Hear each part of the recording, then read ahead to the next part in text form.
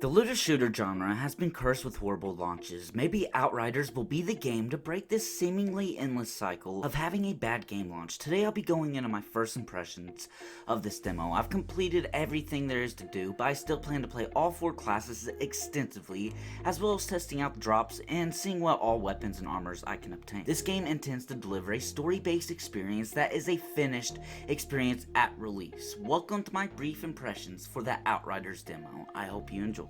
First off, I have to give credit where credit is due. This demo is more than generous. It's not an endless piece of content, but it does have a very good chunk of missions and it allows you to check out many of the aspects this game plans on delivering. All of this without having to pay a cent. Many games would have you pre-order before allowing you to actually be able to try it out. However, People Can Fly, the studio behind this game, has not only released a free playable demo, but also made it without a time limit. Even after the release date of April 1st, this demo will remain. This shows a sense of confidence other games have lacked for a while now, which I kinda respect. That being said, if anything mentioned here interests you, then I recommend downloading the game for yourself. It's available on almost all platforms. This demo allows you to play the prologue and entire first chapter of the game, while also giving us a small peek behind that curtain of what side quests can contain. Meaning there's a lot of content here to digest and base my opinions on. First thing you're sure to notice is the visuals. The overall graphics are pretty great. Now they aren't the best, nothing here completely blows my mind, but I did find myself stopping to look around and breathe in the world around. Though sometimes the character models can be a little janky, in some cases having textures that seem to not be fully loading in, which really look awkward, but the early environments, the atmosphere, it's all pretty vibrant. But it's important to mention it seems a little dark in places on my screen. I had to adjust the brightness pretty high, but that could just be my setup I'm using. The gore, the particle effects, these are where the game shines. Blowing up an enemy, seeing limbs flying in different directions, seeing them freeze or turn to ash, it never gets old. You'll have an environment around you one time that looks all peaceful, and after your fight it will be a big bloody mess, and I really do like that type of thing. There's a lot of elemental effects on display here, and it's all wonderfully done, which adds to the most important aspects of these games, the loot, of which we'll talk about in a moment. First, I want to discuss the reasons you'll be pushing for this said loot, the story. This is something that caught me a bit off guard. Usually I don't expect much from these games in this regard, however the story here is surprisingly interesting. It's simple, don't get me wrong, you're one of the few who has the ability to explore this hostile alien planet. These few people are known as Outriders. This planet is one humans have been trying to colonize for a little while because Earth is dying and Enoch is humanity's last hope. No more will be said for spoiler purposes, but it's much more complicated than it sounds, and it has well-crafted cutscenes to complement the storytelling. There is a pretty big issue that does break the experience a little bit though. During many of these cutscenes, the camera shakes uncontrollably. Now the devs have recognized this issue and are looking into a fix, but even then they say they're not sure what all can be done about it.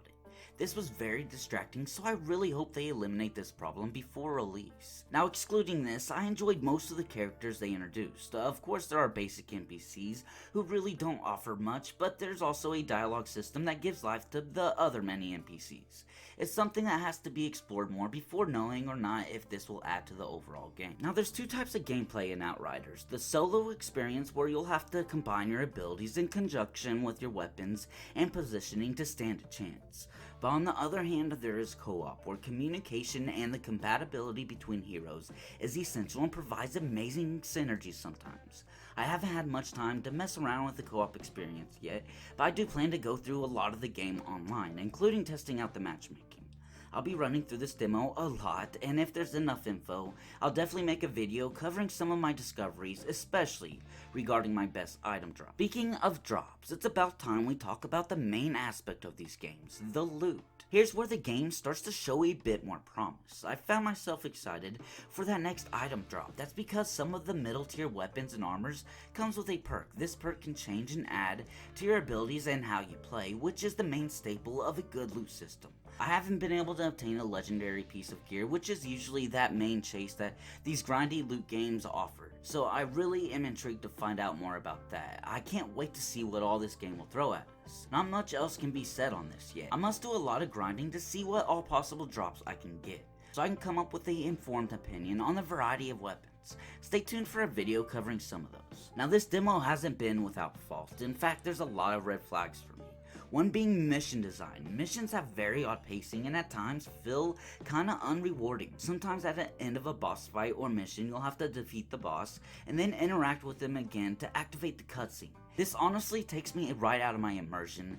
I just can't imagine it being that much more difficult to make the cutscene trigger automatically, but I'm sure this is inserted for some online purposes, so when all of you get done defeating the boss, that you don't have to automatically enter a cutscene without knowing about it. That's my guess why this is here. Now overall, this feels very gamey. This has me very worried for the full game and how the rest of the missions might actually play out, which I hate to say, but again, this is just a demo, a small little tiny piece of this world that they want us to explore, so I can't really rag on it too hard. Altogether, the few hours I spent inside Enoch really didn't feel like I wasted any time, mainly because all your progress will carry over to the main game, but I really did enjoy this game, and if it really broadens its scope beyond that first mission, then I could see it hitting its launch right out of the park. There's a few things I couldn't really talk about, some things of which have me worried, like enemy variety, the progression systems, crafting, and more. That's simply because those aspects were kinda closed off during the beta. Now enemy variety wasn't exactly closed off. I'm far from done exploring this game. I've got a lot of work to do, so for now I'll leave you with this.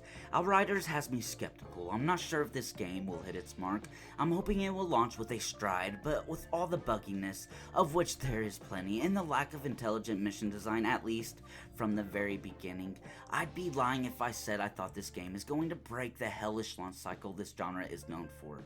I really hope I am wrong. I hope this game is great. I hope all the items in this game are awesome. I hope there's a huge variety that you can get a drop and say, hey bro, to your friend, be like, hey, have you seen this item? Look at this, and so you can show off. I love that aspect. That's one of the reasons Borderlands 3 is so good. It's because of the weapon drops you can show off to your friends or the people you're playing with and compare them. That's some of the most fun experiences you can have in a co-op game, so I really hope they capitalize on that.